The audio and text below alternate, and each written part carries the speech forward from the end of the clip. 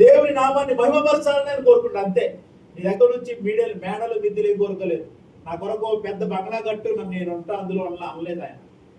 లేదంటే నీకున్న కోట్ల ఆస్తి తీసుకొచ్చి ఆ సేవకులకి ఇచ్చేసి చర్చి కట్టించుకుంటాడని చెప్పి అలా అర్థమైందా? హృదయంలో ఉంటా, హృదయాన్ని నాకు ఇవ్వండి అన్నాడు ఆయన. అడిగింది అదే. కానీ మనం లేదు, ఈ లోకము డబ్బు కదా, ఈ లోకము డబ్బు, లోకము డబ్బు, లోకము డబ్బు, లోకము డబ్బు, ఇదే మనల్ని నడిపించేది. ఈరోజు డబ్బు కోసం ఏమైనా చేస్తాం, ఏమైనా చేసేవాళ్ళం. దేవుడు లెక్క మనకి.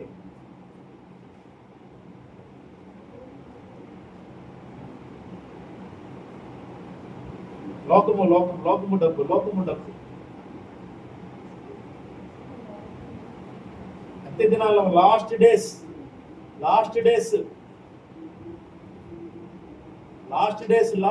ఇప్పుడు నుంచి చెప్తున్నా. దాదాపుగా కొద్ది సంవత్సరాలే మనం దేవుడితో ఉండేది, ఈ లోకంలో ఉండేది. తర్వాత మనం దేవుని దగ్గరికి వెళ్తామా, లేదంటే నరకానికి పోతామా, దేవుని సన్నిధికి పోతామా తెలియదు. మన క్రియలను బట్టే మనకు స్థానం. అందుకనే లాస్ట్ లో ప్రణంగా మాట అంటాడు దేవుడు. ఓకే, అన్యాయం చేస్తున్నాడా, చెయ్యని. అక్రమంగా ఉన్నాడా, పోని. నీతిమంతుడిగా ఉన్నాడా, ఉండని. పరిశుద్ధుడా, ఉండని. అపవిత్రుడా, పోని. అంతే. నేను వానికి జీతం తీసుకొని వస్తున్నా, నా దగ్గర జీతం సిద్ధపరిచా. అర్థమైంది? అందుకనే ఈ ఇష్టం ఎలాగే జీవించాలి. కానీ చచ్చిపోయేటప్పుడు పవిత్రులై ఉండాలి. ఉండగలరా?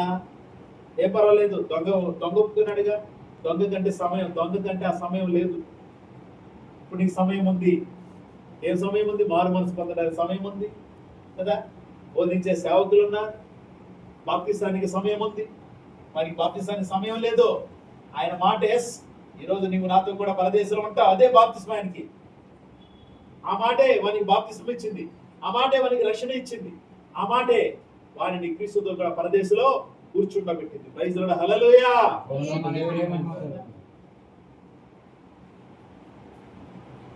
అప్పుడప్పుడు అనిపిస్తుంది ఆటంకపరిచే వారిని రాయి కట్టేసి సముద్రంలో ఎత్తిపోతుంది. ప్రభు చెప్పాడుగా, నీకు దేవునికి నీకు ఆటంకంగా ఉన్నాడు ఎవడన్నా, రాయి కట్టి సముద్రంలో నిజంగా వేసేది, లేకపోతే కేసేది. అర్థమైందా? ఆటంకంగా ఏమున్నాయో మీ హృదయంలో వాటిని అవి పైకి రాకుండా రాయి కట్టి. నీ కన్నుని అభ్యంతరపరిస్తే కన్నుని తీసేయి అన్నాడు. ఓకే, తీసేసుకుంటావా?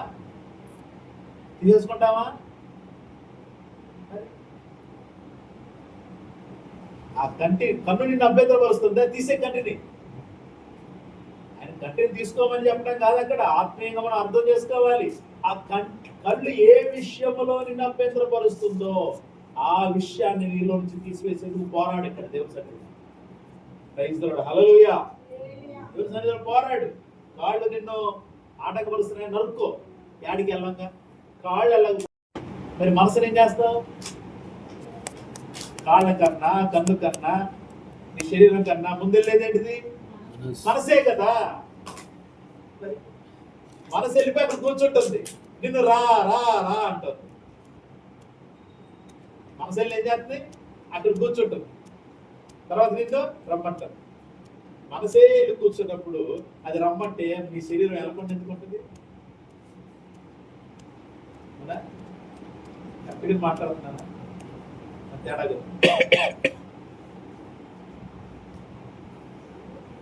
అందుకనే హృదయం బహు ఘోరమైన వ్యాధి కలిగి, దాన్ని గ్రహించగలిగిన వాడు ఎవడు లేడు.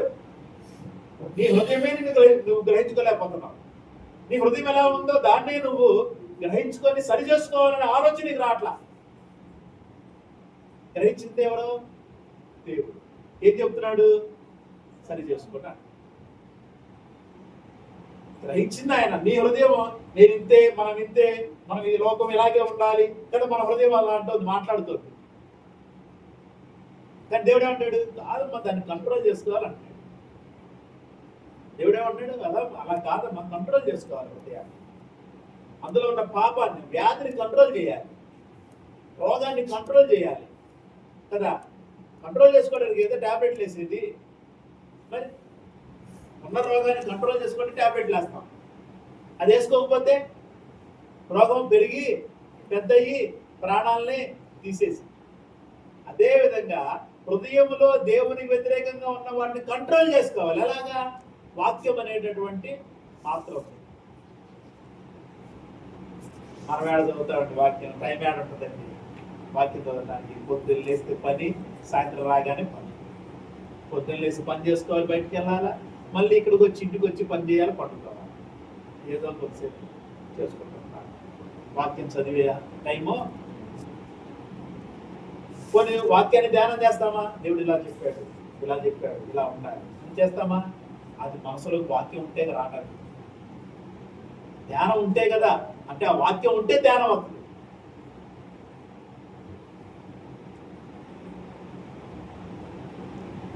పేతురు గారు రాసిన మొదటి పత్రిక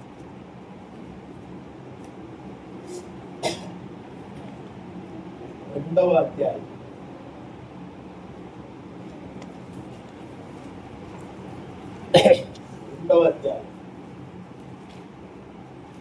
4వ వచనం 5వ వచనం. మనుషుల చేత విసర్జింపబడిన దేవుని దృష్టికి ఏర్పరచబడినది అమూల్యమును సజీవమునైన రాయినకు ప్రభువునకు వచ్చిన వారై యేసుక్రీస్తు ద్వారా దేవునికి అనుకూలములకు ఆత్మ సంబంధమైన బలులు అర్పించుటకు పరిశుద్ధ యాజకులుగా ఉండనట్లు మీరును సజీవమున రాళ్ళవలె నుండి ఆత్మ మందిరముగా కట్టబడుచున్నారు.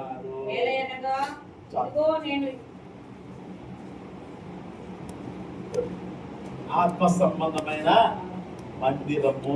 ఎవరు? ఒక క్రైస్తవుడు. చెప్పుకోకండి నుండి క్రైస్తవులు అని చెప్పుకోకండి. ప్రభు యొక్క ఆత్మ సంబంధ మందిరముగా లేనప్పుడు క్రైస్తవులను ఎందుకు చెప్పుకుంటారు? క్రైస్తవులను ఎందుకు చెప్పుకుంటారు? క్రైస్తవుడు అంటే ఏంటి? క్రీస్తుని కలిగి ఉన్నవాడు. లోకాన్ని కలిగి ఉన్నవాడు క్రైస్తవుడు కాదు, గుర్తుపెట్టుకోండి. నేను లోకస్తుడిని చెప్పండి, నేను కూడా అంతే చెప్తాను. నేను క్రైస్తవుని కాదు.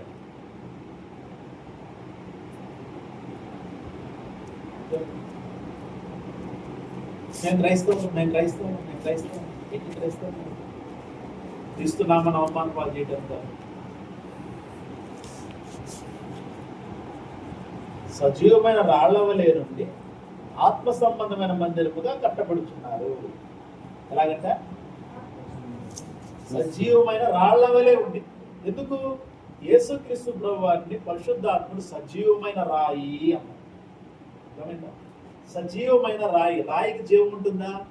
ఉండదు. కానీ ఈ రాయికి జీవం ఉంది. అంటే ఆత్మీయంగా ప్రభువుని దేవుడు ఏం చేశాడనంటే మూల రాయిగా, అంటే ఇజ్రాయిల్ ప్రజలు కట్టబడటానికి ఉపయోగపడే రాయిగా యేసు అనేటటువంటి రాయిని దేవుడు ఇజ్రాయిల్ ప్రజలు కట్టడానికి ఇచ్చాడు. ఇజ్రాయిల్ని కట్టడానికి. వాళ్ళందరూ కట్టబడాలి అంటే కరెక్ట్గా కట్టబడాలి. అక్కడ అంటే మూలన ఆ రాయి పెడితే నిలబడింది. ఆ రాయి కట్టడం నిలబడింది.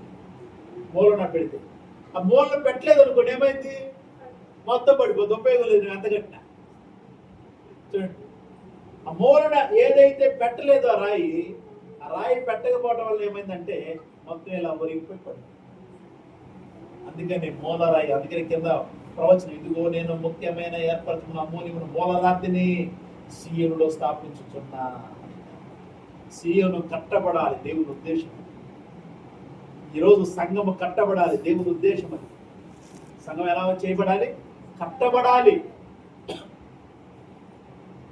100 రకాల సంఘాలు క్రీస్తు ఉండడం. ఈ 100 రకాల సంఘాలు అందరూ చెప్పేది క్రీస్తు గురించే. అర్థమైందా? కానీ క్రీస్తు ఉండడు అక్కడ. క్రీస్తు వాక్యం ఉండదు అక్కడ. కేవలం కొన్ని మాటలే, కేవలం కొన్నే. వీళ్ళకి ఏం కావాలి? స్వస్థత కావాలి, ఓకే స్వస్థత. వీళ్ళకి ఏం కావాలి? ప్రవచనం కావాలి, ప్రవచనం. వీళ్ళకి ఏం కావాలి? ఆశీర్వాదం, వాగ్దానం, ఆశీర్వాదం. వాగ్దానం ఆశీర్వాదం. మనం ఎలా ఉండాలి అంటే లోపల దుఃఖం ఏర్పడింది. లోపల మనం ఎలా ఉండకూడదు, ఇలా ఉండాలంటే ఏమైంది? లోపల దుఃఖం అంటుంది, దుఃఖం ఏడు వస్తూ ఉంటుంది. అక్కడ నో, వేరే చోట ఏముంటుంది? ఏముండదు, ఏడుపు ఉండదు. ఏముంటుంది? వాగ్దానం ఉంటుంది. చాలా మందిని చూసాం అనుకుంటున్నాం. వాగ్దానం ఉంటుంది. వాగ్దానం ఉన్న చోట ఏడుపు ఉంటుందా? సంతోషం ఉంటుంది. ఆనందించుడి ప్రభునందు, మరలా చెప్పుతారు ఆనందించుడి. ఆ వాక్యం ఉంటుంది. సేవకుడేమో వాక్యం మేము ఆనందించమని చెప్తుంటే ఈ సేవకులు మమ్మల్ని ఏడిపిస్తున్నారు అనుకుంటారు. అర్థమైందా? అందుకనే దేవుడు కూడా, పరిశుద్ధాత్ముడు కూడా చాలా క్లియర్గా చెప్తాడు, నీకు వచ్చిన దుఃఖము మారు మనసు సంబంధం అయితే దేవునికి స్తోత్రం. నీకు వచ్చిన దుఃఖము ఈ వాక్యాన్ని బట్టి అయితే దేవుడేం చేయలేదా? ఈ వాక్యం నాతో మాట్లాడింది అనుకుని మారు మనసు వస్తే మంచిది. దుఃఖపడి, దుఃఖము మారు మనసు నిమిత్తమైన దుఃఖము కావాలి. అవునా? కావాలని మాట్లాడుతున్నారు నాయక, మమ్మల్ని కావాలనే మాట్లాడుతున్నారు. ఎన్ని ఉంటాయి ఇవన్నీ అనుకోకండి, వాళ్ళు గుర్తుపెట్టుకోండి. అంత్య దినాల్లో ఉన్నాం, అపాయకరమైన రోజుల్లో ఉన్నాం. ఈ టైంలో మనకు కావాల్సింది ఏంటంటే ప్రభుత్వం ఎక్కువగా సమయం గడపటం. అదే నేను తిను తినకపో, గుర్తుపెట్టు, తిను తినకపో. తిండి లేకపోతే ఎలాగంటే దేవునితో ఉండు, ఆయనే పెడతాడు. అంటే ఆహారం కలిపి పెడతారా? నిజంగా ఉండి దేవునితో అనుభవించాలి. అలా కదా, అనుభవించాలి లేదా? దేవునికి ఇవ్వాల్సిన సమయాన్ని ఇవ్వాలి. నువ్వు పని చేసుకో, ఏదైనా చేసుకో, కానీ ఆయనకి ఇవ్వాల్సిన పని, ఆయనకి ఇవ్వాల్సిన సమయం ఇవ్వాలిగా. అంతే. అది కూడా ఇవ్వలేనంత పనే ఉంటుంది. అది మనం ఆత్మసంబంధ మందిరముగా కట్టబడటానికి రోజుకో గంట మనం దేవునికి ఇవ్వలేకపోతున్నామా? వాక్యం చదవడానికి, ప్రార్థన కాదు, వాక్యం చదవాలి. వాక్యం చదివి ప్రార్థన చేయాలి. వాక్యం చదివి ప్రార్థన చేయాలి. పరిశుద్ధాత్మలో ప్రార్థన. నీకు ప్రార్థన ఎంత ఉంటే అంత నువ్వు పరిశుద్ధులు కాదు. మనం ప్రార్థన ఎంత ఉంటే అంత పరిశుద్ధులం కాదు. ఎంత ఘనంగా, ఎంత అనర్గళంగా, ఎంత ఊగిపోతూ ప్రార్థన చేస్తే పరిశుద్ధులమని కాదు గుర్తు.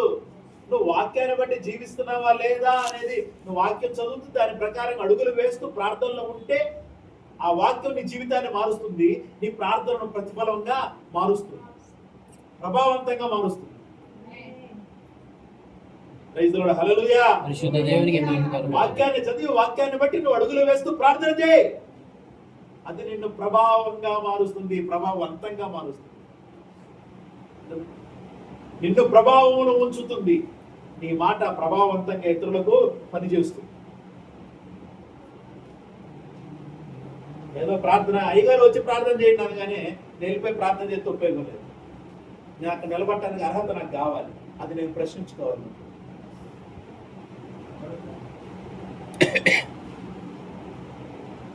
వాక్యం ఎవరైనా చెప్తారు, ఎవరైనా చెప్తారు. వాక్యం చెప్పండి. ఇక్కడ ఎవరిని పెడితే వాళ్ళని నిలబెట్టలేము. ఇక నేను కూడా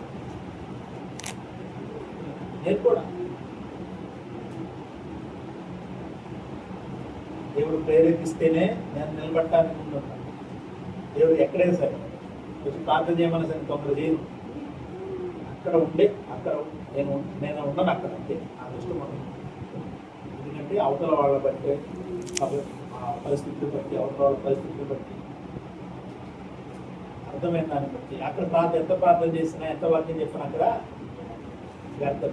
అందుకనే నాకు ఇష్టం ఉంటుంది. సాధ్యమైనంత దూరంగా ఉంటాను. ఒకవేళ ఆత్మలు ప్రేరేపణ ఉంటే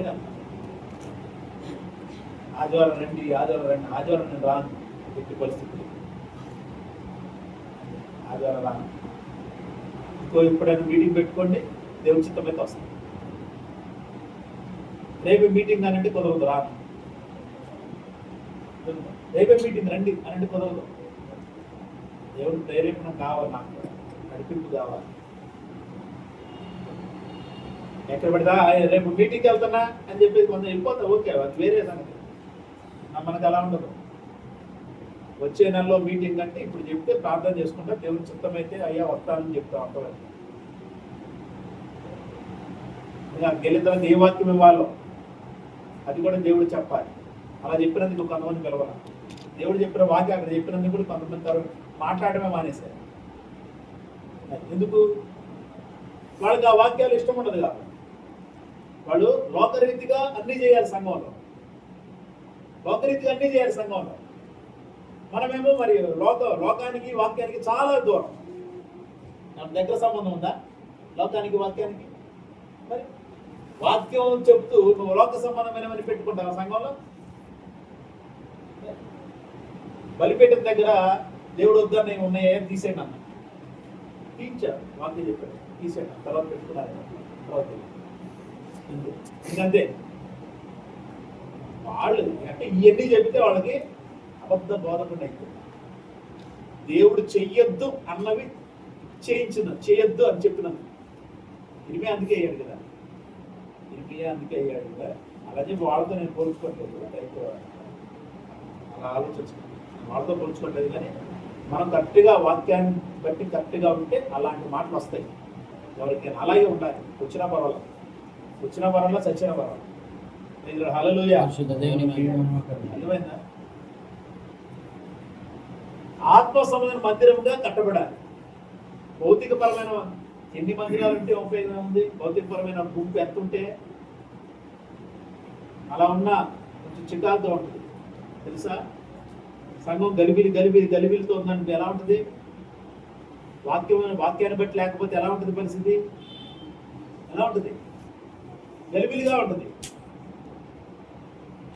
నేను కూడా వాక్యాన్ని బట్టి లేకపోతే, మీరు కూడా వాక్యాన్ని బట్టి లేకపోతే సంఘం ఎలా ఉంటుంది? గలిబిలిగా ఉంటుంది. సంఘంలో అలాగే ఉంటుంది. గలిబిలి. పిల్లల్ని కంట్రోల్ చేసుకోవాలా? చాలా జాగ్రత్తగా ఉండాలి. మనము చివరి రోజుల్లో ఉన్నాము. భారతదేశం భయంకరమైన పరిస్థితుల్లో ఉంది. మనకు దేవుని యొక్క నడిపింపు లేకపోతే మాత్రం మనం చాలా ఇబ్బందులు పడతాం. చాలా జాగ్రత్తగా దేవుని మీద ఆధారపడే వాళ్ళం. దేవుని మీద 100% ఆధారపడితే మంచిది. హల్లెలూయా. దేవుని మీద ఆధారపడే వాళ్ళము 100% దేవునిపై ఆధారపడటం మంచిది. గుర్తు పెట్టుకోండి. లేదంటే రేపు రాబోయే రోజుల్లో ఈ 5 ఏళ్ళు నోట్లోకి వెళ్ళడం కూడా కష్టమైపోతుంది. మన పనులు మనకేమి ఉండవు చేసుకోవడానికి. మన పనులు మనకేమీ ఉండవు.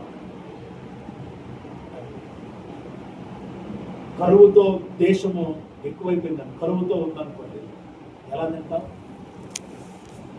ఇంట్లో ఏమీ లేదు, ఏం తింటాం? కరువు వచ్చింది, సంపాదన లేదు, ఏం చేస్తాం? దాచుకున్నది లేదు, ఏం చేస్తాం? పోషించేవాడు దేవుడు. పైన గుర్తుపెట్టు. హల్లెలూయా. పోషించేవాడు దేవుడు. అందుకనే దేవుడితో ఎక్కువగా ఉంటే నువ్వే పని చేసినా, ఏం చేసినా, నువ్వు చేసే పని ఒక 8 గంటలు పని చేస్తాను అనుకో, 9 గంటలు దేవుడితో ఉండేలాగా ఉన్నాను అంటే అర్థం ఏంటి? లోకం కంటే దేవునికి ఎక్కువగా ప్రాముఖ్యత ఇచ్చినట్టు. లేదు, నువ్వు ఏ పని చేయట్లా, దేవునికే రోజుకో 3 గంటలు 4 గంటలు. ఏ పని చేయట్లా, దేవునికి ఏమో 3-4 గంటలు రోజు. ఏమవుతుంది? నిన్ను పోషించడానికి దేవుడు సమస్తము సిద్ధపరుస్తాడు. చాలా జాగ్రత్తగా ఉంటాం. అంత్య దినాల్లో ఉన్నాం. ఆయన మందిరాలకు ఆహారం ఆయనే ఇస్తాడు. ఆయన బిడ్డలకు ఆయనే ఆహారం ఇస్తారు. అందుకని కీర్తనగాడు అంటాడు, నీతిమంతులు విడువబడటం కానీ వారి పిల్లలు భిక్షం ఎత్తుకోవడం కానీ నేను చూచి ఉండలేదు. ఊరికన్నాడు ఆ మాట. ముసలివాడినయ్యా, ఇప్పుడు పౌరుడై ఉన్నా ముసలివాడినయ్యా, నేను నీతిమంతులు విడువబడటం కానీ వారి పిల్లలు భిక్షం ఎత్తుకోవడం కానీ నేను చూచి ఉండలేదు. Praise the lord. హల్లెలూయా. చాలా జాగ్రత్తగా ఉండాలి. మనం అంత్య దినాల్లో భయంకరమైన రోజులకు వెళుతున్నాం. రాబోయే రోజులు ఇంకా భయంకరమైన రోజులు. మిమ్మల్ని మీరు భయపడేవాడు కాదనుకోండి. కొంతమంది అంటారు ఇదే పోతా భయపెట్టే పోత చేస్తున్నారు. ఉన్నారు సేవకులు కొంతమంది నాతో మాట్లాడుతుంది. వాళ్ళు ఏమన్నా కూడా నాకు అర్థం కాదు. వాళ్ళు ఏమన్నా కూడా అర్థం కాదు. మరి బోధ అంటే ఏంటో అర్థం కాదు. బోధ అంటే ఏంటో తెలియదు. దేవునికి దగ్గరయ్యే బోధ. నువ్వు భయపడితేనే దేవుని దగ్గర అవుతావు. నీలో భయం పుట్టంత వరకు ఎక్కడ ఉంటావు? దేవునికి దూరంగానే ఉంటావు. నీలో భయం పుడితేనే, దేవుని భయం పుడితేనే దేవుని దగ్గరకు రాగలుగుతావు. కేవలం ఏదో సమస్య వచ్చినప్పుడు భయపడతావు, ప్రభా ప్రభా ప్రభా అంటావు, బాగానే ఉంది. తర్వాత సమస్య తిరగానే మరలా మరి ఏది భయం? ఏది? యెహోవా యందు భయం కలిగి ఉండుట చెడుతనాన్ని విసర్జించుంది. అవునా? భయభక్తులు అంటే ఏంటి? చెడుతనాన్ని విసర్జించటం. దేవునితో ఉండటం అంటేనే చెడుని దూరంగా పెట్టడం అని అర్థం. దేవునితో సహవాసం అంటేనే మంచిని కోరుకుంటున్నామని అర్థం. దేవుడు దయ్యం. నువ్వు చెడు చేస్తే దయ్యాన్ని కోరుకుంటున్నావు, మంచి చేస్తే దేవుడు కోరుకుంటున్నావు. గుర్తుపెట్టి, సింపుల్. అంటే మంచి చేసే వాళ్ళందరూ ఎస్ వాళ్ళు దేవుడు కోరుకుంటున్నారు, కానీ యేసయ్య దగ్గరికి రారాడు, దేవుని దగ్గరికి రారాడు. మంచి చేస్తారు, వాళ్ళు పూజలు చేస్తారు. ఈవెన్ దేవుడు వాళ్ళకైనా మరి ఒకవేళ దేవుని చిత్తమే ఆయనకి ఇష్టమైతే వాళ్ళకైనా దేవుడు పరలోక రాజ్యంలో వాళ్ళని బట్టి ఇస్తాడేమో. క్రైస్తవులైన వాళ్ళు భయం లేకుండా జీవించే వాళ్ళకి ఏమాత్రం దేవుని సన్నిధిలో స్థానమో ఉండదు. దేవుడు అంటే భయం ఉండదు, వాక్యం అంటే భయం ఉండదు, ఇంట్రెస్ట్ ఉండదు, దేవునితో ఉండాలని ఉండదు, సేవకులు అంటే ఇష్టం ఉండదు, లోపల బాధ ఉంటుంది, వాక్యం అంటే బాధ ఉంటుంది. క్రైస్తవులు అనుకుంటున్నారు అందరూ పరలోకం వెళ్తారు, ఏ ఊరు వెళ్ళరు. దేవునితో జీవించేవాడు మాత్రమే వెళ్తారు. గుర్తుపెట్టుకోండి. ఎవరైనా సరే, బోధకుడైనా సరే, విశ్వాసైనా సరే, మనకి వాక్యం స్పష్టంగా చెప్తుంది. అందులో ఏమాత్రం సందేహమో లేదు. ఏదో ఇస్తాడేమోలే ఒక మూలన అడుగు, బతిమలాడుకు అంతకేంటి ఆయన ఒక మూలలేవు ప్రభా నన్ను క్షమించి, అప్పుడు ఇస్తాడే. రైతుల హల్లెలూయా. ఒక మూల నుంచి ఉంటా ప్రభా ప్లీజ్ నన్ను క్షమించు. బతిమలాడుకో, ప్రతిరోజు బతిమలాడుకో. అందుకనే ఆయన పాపుల మనవి ఆలకింపుడు అని. ఎవరు మనం ఆలకింపుడు? ఆయన పాపంలో మనం ఆయన ఆలకించడు. అనుకుంటారు వాళ్ళు అలాగే ఉంటారు. దేవుడు కార్యాలు చేసేది చెప్పి సాక్ష్యాలు చెప్తారు. మరి ఎవరు మనమే ఆలకించి కార్యం చేసింది? కార్యాలు ఏం జరిగింది నీకు? ఆ కార్యాన్ని బట్టి ఉంటుంది దేవుడా దయ్యమా. అంటే బ్రహ్మపరచు ఆత్మ, దేవుని ఆత్మ, రెండు ఆత్మలు ఉంటాయి లోకంలో, సంఘంలో. మనం గుర్తించుకోవాలి సహజ. మనం దేవుడికి చోటు ఇవ్వకుండా మన జీవితం, మన హృదయంలో దేవుడు మనతో మాట్లాడతాడు. అర్థమైందా? మనలో నుంచి ఇతరులతో మాట్లాడటం, మనలో నుంచి ఇతరుల గురించి ఏం చెప్పడం. ఆయన మనమే దేవునితో లేకపోతే, మన జీవితమే బాగోకపోతే ఇతరుల జీవితం బాగుపడాలని చెప్తాడా నీ ద్వారా? చాలా జాగ్రత్తగా ఉండాలి. ఆత్మ సంబంధమైన మందిరముగా కట్టబడటానికి తాపత్రయపడాలి. మన ఆత్మను మనం సరి చేసుకొని దేవుని ఆత్మ సంబంధ మందిరం అంటే దేవుని యొక్క ఆత్మ నివసింపదగినదిగా దీనిని తయారు చేసుకోవాలి, పరిశుద్ధపరచమని దేవుని కోరుకోవాలి. చాలా జాగ్రత్తగా జీవించుదాం. లాస్ట్ డేస్ లో ఉన్నాం. అనేకులకు మాదిరిగా ఆశీర్వదించడానికి తాపత్రయపడదాం. దేవుడి మాటను ఆశీర్వదించి తన కొట్టుతో ఆత్మను అభిషేకించి దేవుడు తన నామమునకు మహిమ తెచ్చుకొనును గాక. ఆమేన్. Praise the lord. హల్లెలూయా. నీతి స్వరూపుడైన యెహోవా ఘనమైన నామానికి మహిమ కలుగును గాక. ఆమేన్. మోకరించి ప్రార్థన. పరిశుద్ధుడు ఆస్పత్రుడు ప్రతి ఒక్కరు కూడా ప్రార్థన చేయండి. ప్రభుతో మనవి చేసుకున్నాం. ప్రభు నాకు సహాయం బ్రతిలాడండి. ప్రభుని బతిమలాడండి. మీరు చేసేటటువంటి దేవుని వ్యతిరేకమైన పనులు ఏమంటే వాటిని వదిలిపెట్టండి.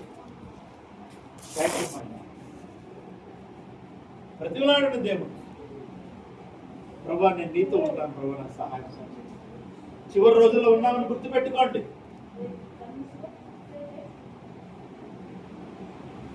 పరిశుద్ధుడా స్తోత్ర స్తోత్ర స్తోత్ర స్తోత్ర ఆరాధన ఆమె నన్ను వాడా అల్ఫామేగా వందనాలు వందనాలు. ప్రార్థించండి. మహాగణుడా మహోన్నతుడా కృపగల తండ్రి సహాయకుడా నజరేయుడైన యేసుక్రీస్తు శ్రేష్టమైన నామములో మీకు స్తుతులు స్తోత్రములు వందనాలు చెల్లిస్తున్నాను తండ్రి.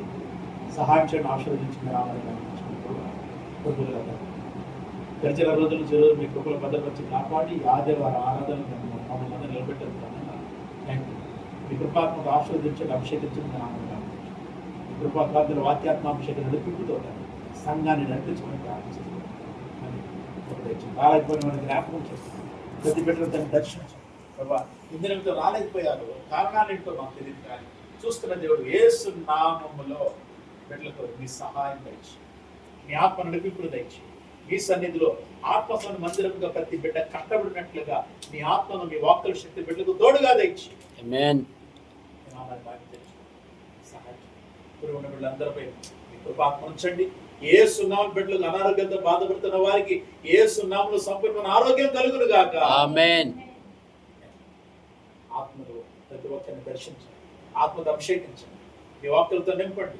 మీ నా మహిమార్థమే తండ్రి ఆత్మ మందిరముగా బిడ్డలు కట్టబడాలన్న ఆలోచనతో జీవించడానికి సహాయం తెచ్చింది. Thank you. సహాయం చేయాలనుకున్న అయోగ్యత నేను నా భార్య మీరు ఇచ్చిన పరిచయం కొనసాగించిన జ్ఞానం తెలివి వేచిన మాకు దయచేయండి. మీ ఆత్మను మమ్మల్ని అభిషేకించండి. సహాయం ప్రత్యేకంగా చింటూ ముఖ్యమైన సర్వే బిడ్డలపై మీ ఆత్మ ఉంచండి. చీకటాత్మ ప్రభావం వేసి లయపరచండి తండ్రి.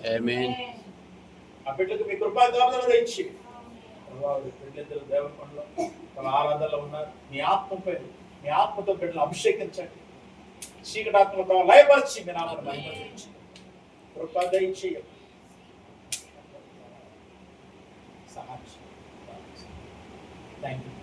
మీరందరూ మరోసారి సదురు మీ ఆత్మను ఆశీర్వదించి అభిషేకం నడిపించుకుని ఆత్మ సమస్త మహిమా ఘనత ప్రభావం మీకు ఆలోచిస్తుంది. యేసు నామములో ప్రార్థిస్తున్న పరలోకపు తండ్రి. ఆమేన్. మన తండ్రైన దేవుని కృప, యేసుక్రీస్తు ప్రభు సంతోషం, సమాధానం, పరిశుద్ధాత్మ మనకు లోపం పరిశుద్ధులు సంఘం ప్రతి కుటుంబానికి అనారోగ్యాలు బాధపడుతున్న వారికి సదాకాలంతో నడిపించును గాక. ఆమేన్. అలాగే చిన్న ప్రార్థన చేద్దాం. కళ్ళు మూసుకొని ప్రత్యేకమైన ప్రార్థన. మహాగణుడా మహోన్నతుడా కృపగల తండ్రి సహాయకుడా నజరేయుడైన యేసు నామములో మరోసారి మీ సన్నిధిలోకి వస్తున్నాం తండ్రి. మా బామరిది నెహెమియా నానిని మీ సన్నిధిలో పెడుతున్నాం నాన్న, సహాయం తెచ్చు. ప్రభా బిడ్డ నోట్లో ఉన్నట్టు తండ్రి ప్రభా ఏదైతే క్షమలుగా చెప్తున్నా యేసు నామములో బిడ్డకు స్వస్థత కలుగును గాక. ఆమేన్. తండ్రి సహాయం బిడ్డ దయతో మన్నించండి ప్రభువా. యేసు నామములో దర్శించండి, సంపూర్ణ ఆరోగ్యం దయచేయండి. ఆపరేషన్ అనేది లేకుండా సహాయం దయచేయండి. ఆమేన్. అది ఎన్ని గంటల ఆపరేషన్ అయినా సరే తండ్రి నీ కుమారుడు యేసయ్య పొందిన గాయం ద్వారా స్వస్థత ఇచ్చావు. నీ చిత్తమైతే తండ్రి యేసు నామములో తండ్రి నెహెమియాను స్వస్థపరచండి. నోట్లో ఉన్నట్టు తండ్రి ట్యూమర్ యేసు నామములో కరిగిపోవును గాక. ఆమేన్. మీ చిత్తమే జరుగును గాక. సహాయం చేయండి, స్వస్థపరచండి నామములో.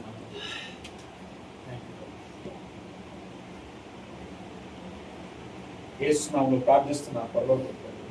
ఆమేన్.